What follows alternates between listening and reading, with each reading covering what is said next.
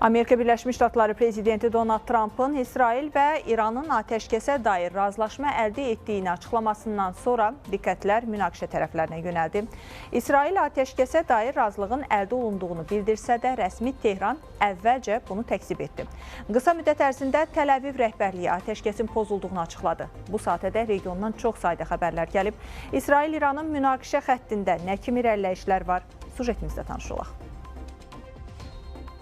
Amerika Birləşmiş Ştatlarının prezidenti Donald Trump özünün sosial media hesabında İsrail və İran arasında tam atəşkəs əldə olunduğunu yazıb. Onun sözlərinə görə ilk olaraq İran atəşi dayandıracaq. 12-ci saatda bunu İsrail də edəcək. İsrail tərəfi İranla atəşkəsin əldə olunduğunu təsdiqləyib. Bu barədə məlumatı İsrailin baş naziri Benyamin Netanyahunun ofisi yayıb. Bildirilib ki, İsrail İranla bağlı hərbi əməliyyatın bütün məqsədlərinə nail olub və ikitərəfli atəşkəsə razılaşıb. İsrail atəşkəs rejiminin istənilən pozuntusuna qətiyyətlə cavab verəcək. İsrail müdafiədə göstərdiyi dəstəyə və İranın nüvə təhdidinin aradan qaldırılmasında iştiraka görə prezident Trumpa və Birləşmiş Ştatlara minnətdarlığını bildirir, deyə məlumatda qeyd olunub. Lakin İran tərəfi bununla razılaşmayıb. Bu ölkənin Xarici İşlər naziri Abbas Araqçı atəşkəs və ya hərbi əməliyyatların dayandırılması ilə bağlı heç bir razılaşmanın olmadığını bildirib. Onun sözlərinə görə döyüş əməliyyatlarının dayandırılması ilə bağlı son qərar İran tərəfindən daha sonra veriləcək. Atəşkəs danışıqlarının detallarına gəlincə, Times of Israel yazır ki, Donald Trump əvvəlcə İsrailin baş naziri Benyamin Netanyahu-la telefonla danışıb. Daha sonra Qətər əmri ilə əlaqə saxlayıb və ondan İranı dialoqa daxil etməsini istəyib. Qətər əmri isə Tehranın Birləşmiş Ştatların Doha yaxınlığındakı Əl-Üdeyd aviabazasına ballistik raketlər buraxmasından sonra İran rəhbərliyi ilə danışıqlar aparıb. Zərbədən sonra İran Qətər vasitəsilə Birləşmiş Ştatlara mesaj göndərib ki, vəziyyəti daha da gərginləşdirməkdə maraqlı deyil.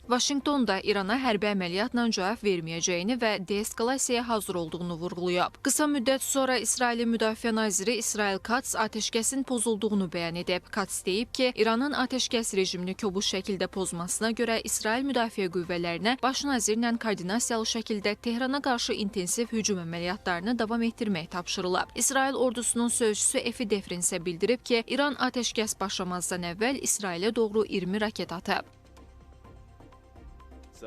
Bu səhər İranın qərbində ölkəmizə qarşı raket atışı hazırlığı qeydə alınıb və bu təhdidi önləmək və pozmaq üçün dərhal tədbir görülüb. Dərhal atəşkəsə veriləcək vəziyyətdə olan 8 raket qurğusu vurulub. Bu an belə hava qüvvələri təhlükələri aradan qaldırmaq və sürətli hücum əməliyyatları üçün hazırlıq vəziyyətindədir. Atəşkəs qüvvəyə minmədən öncə bu səhər İran tərəfindən ölkənin müxtəlif bölgələrinə təxminən 20 raket atılıb. Onların əksəriyyəti zərərsizləşdirilib.